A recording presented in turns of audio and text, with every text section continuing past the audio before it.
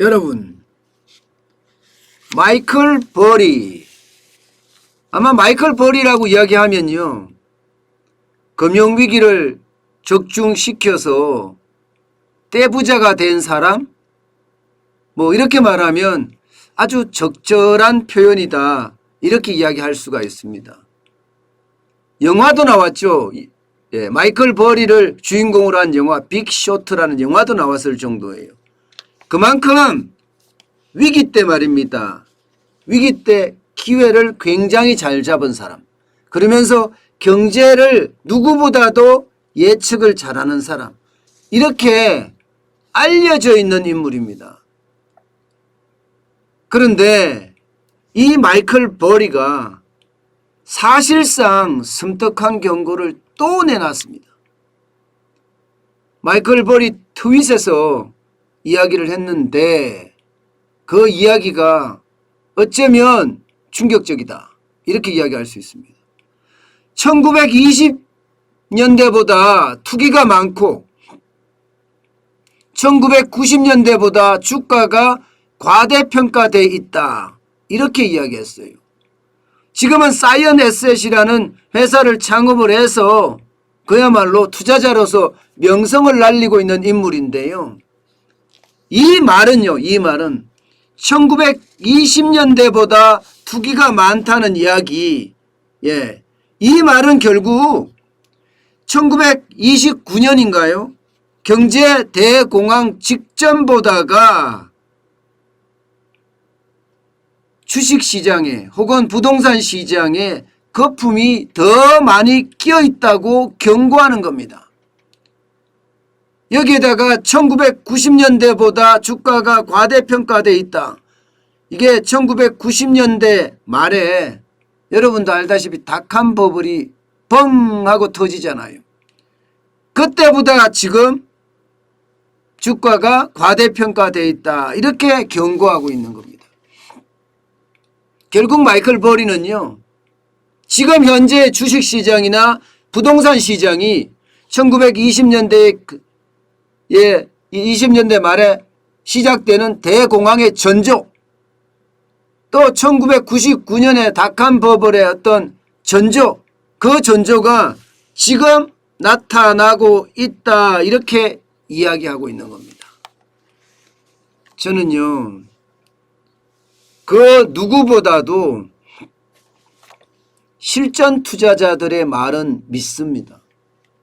이게 이론가하고 달리 말입니다. 실전 투자자들은요, 내 돈을 당장 투자를 해야 돼요. 그렇기 때문에 경제를 제대로 보지 못하면 내 돈을 다 날릴 수도 있습니다. 게다가 투자자 돈까지 날릴 수가 있어요. 그러면 어떻게 돼요? 망하는 겁니다. 그렇기 때문에 이 한마디 한마디가 굉장히 중요한 게 이 실전 투자자들의 어떤 생각들입니다. 특히 말입니다, 경제에 대한 예측, 이것은요, 어떻게 생각하면 실전 투자자들에게 핵심적인 덕목이에요. 경제를 예측하지 못하면 결국 투자는요, 물거품이 돼서 터지거든요. 예. 그러면 본인에게, 실전 투자자에게 투자를 해줬던 자산가들도 돈을 다 빼버려요. 너 능력 없어, 너한테 나 투자 안 할 거야, 이렇게 해버린단 말입니다. 때문에 그 어떤 사람들보다도 경제에 대한 예측이나 산업에 대한 예측을 할 때 신중하고 또 신중합니다.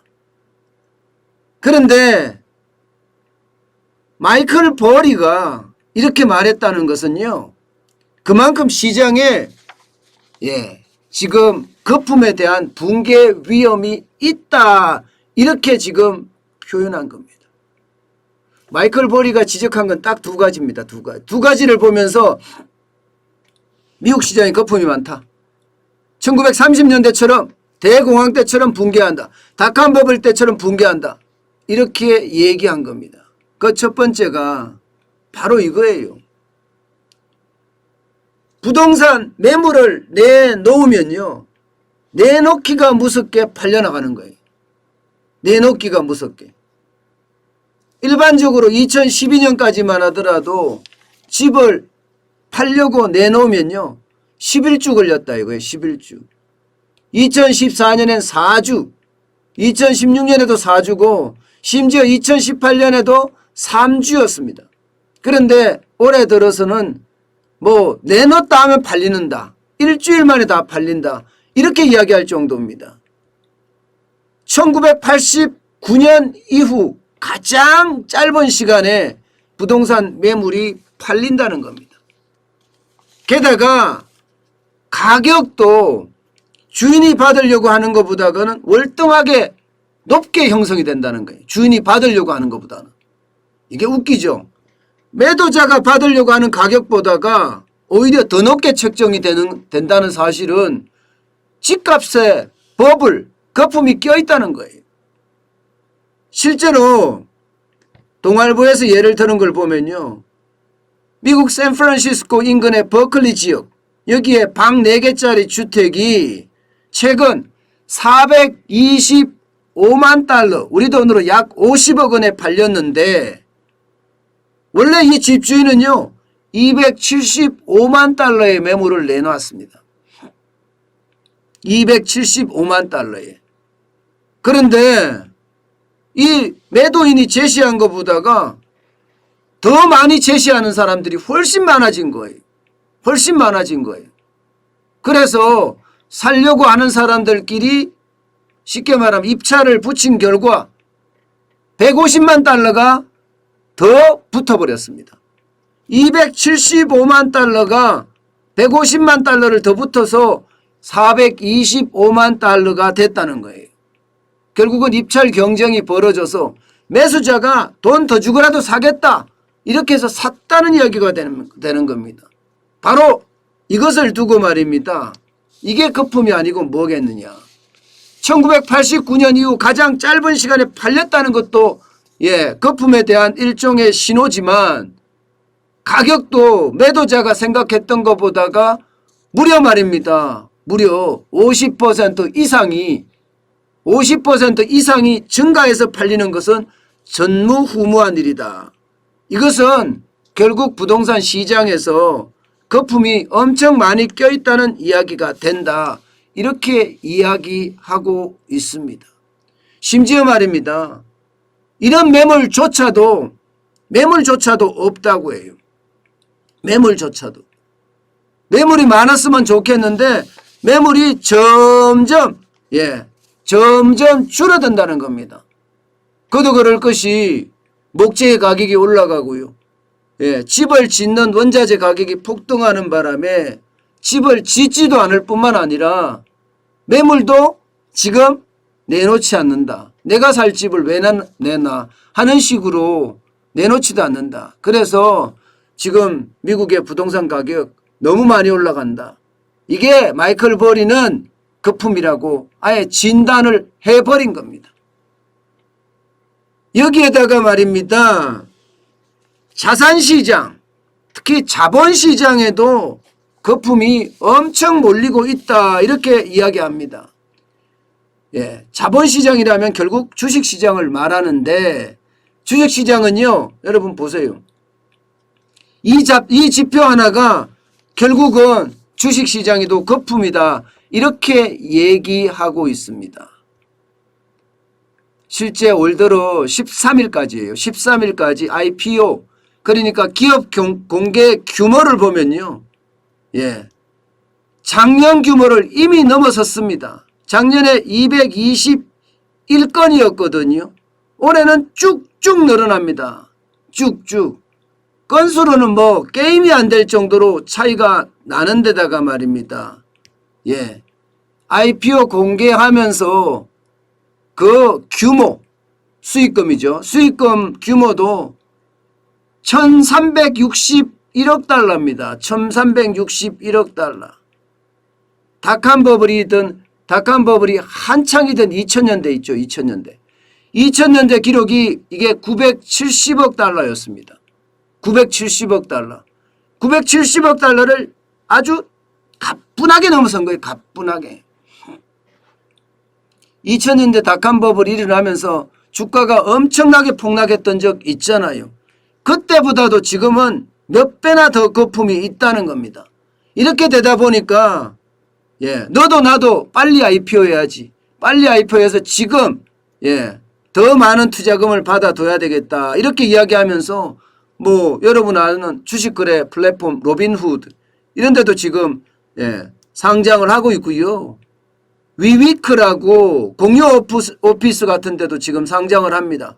심지어 전통 식품업체나 전통 그릴 제조업체 이런 데도 증시에 입성하려고 굉장히 서둡니다. 지금 안 하면 안 되니까. 아마 여러분들이 외국 주식을 투자하시는 분들은 다 아실 거예요. 리비안이라는 업체 아시죠? 제2의 테슬라라고 이야기하는 업체 말입니다. 그런데 이 업체는요. 상장하자마자 현재 시가총액이 말입니다. 130조예요. 1100억 달러입니다. 근데 웃긴 거는 현실의 실적이 보면요. 차량을 완성한 차량 대수가 결국 겨우 말입니다. 156대에 불과합니다. 156대. 매출도 거의 없습니다. 분기 손실액이 10억 달러입니다. 10억 달러. 야, 10억 달러면 이게 우리 돈으로 하면 1조 2천억인가요? 엄청난 분기 손실을 냅니다. 그런데도 시가총액이 130조라고 하면 이게 거품이 아니고 뭐겠느냐. 이렇게 아예 경고를 내놓은 겁니다. 그러면서 말입니다. 마이클 버리는 또 하나의 충격적인 이야기 또 하고 있습니다. 그 충격적인 이야기가 탐욕지수가 크다.